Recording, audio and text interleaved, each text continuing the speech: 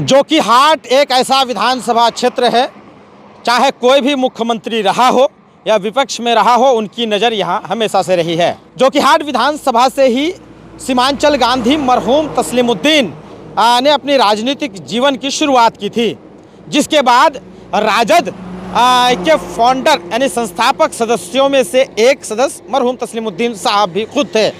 यानी सीमांचल में जो भी टिकट बांटी जाती थी, मरहूम तस्लीमुद्दीन साहब ही राजद की तरफ से वो टिकट बांटते थे। लेकिन मरहूम तस्लीमुद्दीन साहब के इस दुनिया से गुजरने के बाद राजद की सीमांचल में क्या स्थिति हुई है, ये आप खुद अपने नज़र से देख सकते हैं। लेकिन अब क्या स्थिति है? क्या राजद सच में जिस तरीके से अपना वजूद बचाने के लिए हिना साहब का सहारा लिया सारन, छपरा, सिवान इलाके में, उसी तरह से अब सीमांचल में राजनीति करने के लिए राजद मरहूम तस्लीमुद्दीन साहब के जगह पे किसी को खोज रही है? जी हाँ, बिल्कुल। राजद के पास एक ऐसा नेता नहीं है जो सीमांचल में उनकी अगुवाई कर सके। राजद के पास उनका खुद का एक भी ऐसा नेता नहीं है जो उनके कुनबे को बचा सके। तब जाकर के राजद अब सहारा ले रहा है कारी सोहेब, जो राजद एमएलसी हैं उनका, और बार बार सीमांचल भेज रहे हैं। लेकिन अब एक बात बताइए कि राजद क्या सच में कोई ऐसे नेता की तलाश में है जो उनके कुनबे को सीमांचल में बचा सके? आपके नज़र में कौन है जो राजद को बचा सकता है?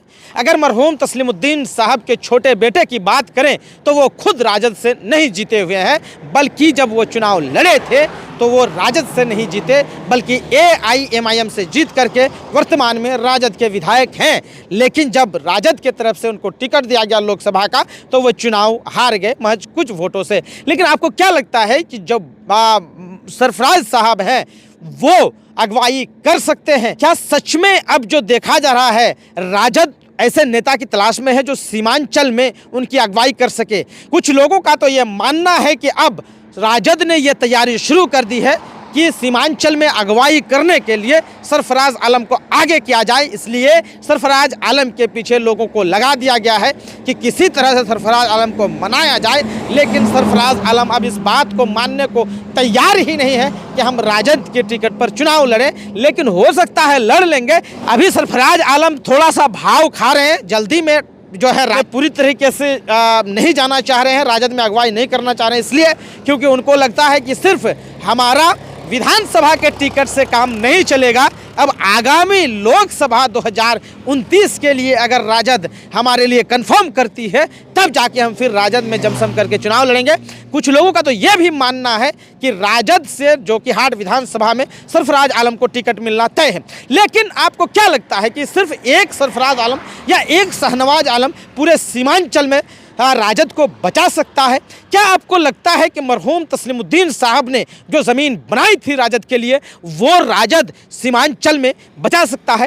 क्या आपको लगता है कि असदुद्दीन ओवैसी जो पिछली बार इतना अच्छा परफॉर्मेंस दिए थे, 5 विधानसभा सीट से वो चुनाव जीत गए थे, वो लहर इस बार चलेगा? क्या आपको लगता है कि असदुद्दीन ओवैसी साहब ने जो भी कुछ किया था 2020 में, उससे ज़्यादा इस बार कर पाएंगे? क्या लोगों ने उन पर विश्वास किया, या फिर ऐसा ही लग रहा है कि जब वे चुनाव जीतेंगे इनके AIMIM से लोग, तो फिर किसी ना किसी पार्टी में चले जाएंगे? इस बात पर विश्वास लोगों को नहीं हो पा रहा है। आखिर कब तक लोग इस बात पर विश्वास करेंगे कि पिछली बार जो हुआ इस बार नहीं होगा? लेकिन हम बात कर रहे थे मरहूम तस्लीमुद्दीन साहब की, जिनके पास टिकट आता था, जो खुद सीमांचल के सभी सीटों पर राजद की तरफ से टिकट बांटते थे। लेकिन अब ऐसा नहीं है। मरहूम तस्लीमुद्दीन साहब के बेटों में ही होड़ मची है कि टिकट हमें मिल जाए। दूसरे टिकट की तो छोड़ ही दीजिए, दूसरे सीमांचल के अलग अलग विधानसभा क्षेत्रों की तो छोड़ ही दीजिए, इसी विधानसभा क्षेत्र के लिए अपने लिए टिकट की होड़ मची है। और इस होड़ में फिर से किसको टिकट मिलने जा रहा है, ये आपको बताना है। आप क्या सोचते हैं?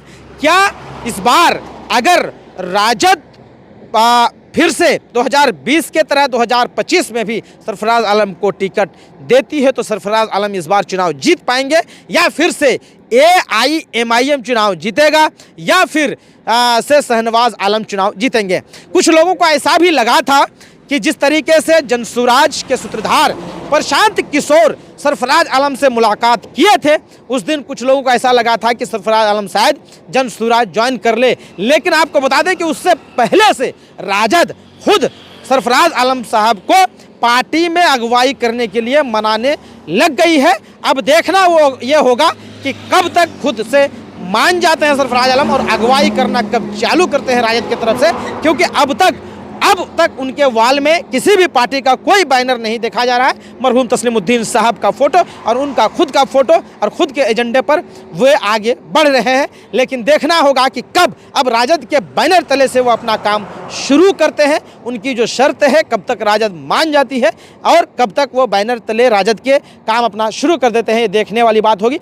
आप क्या सोचते हैं कि जोकीहाट विधानसभा में इस बार AIMIM चुनाव फिर से जीतेगी, असदुद्दीन ओवैसी साहब का वर्चस्व फिर से बना रहेगा, या AIMIM के उम्मीदवार मुर्शीद आलम रहेंगे या अब्दुल्ला सालिम चतुर्वेदी साहब रहेंगे, और राजद के तरफ से सरफराज आलम साहब होंगे या शहनवाज आलम साहब होंगे, NDA की तरफ से कौन होंगे, इस पर आप विस्तार से हमारे इस वीडियो में कमेंट में लिख सकते हैं। बहरहाल आप हमारे साथ जुड़े रहिए, सच्ची बात मीडिया के यूट्यूब चैनल को सब्सक्राइब करिए, फेसबुक पेज को फॉलो करिए, ताकि असली बिहार की असली चीज़ें हम आप तक पहुँचाते रहें। धन्यवाद।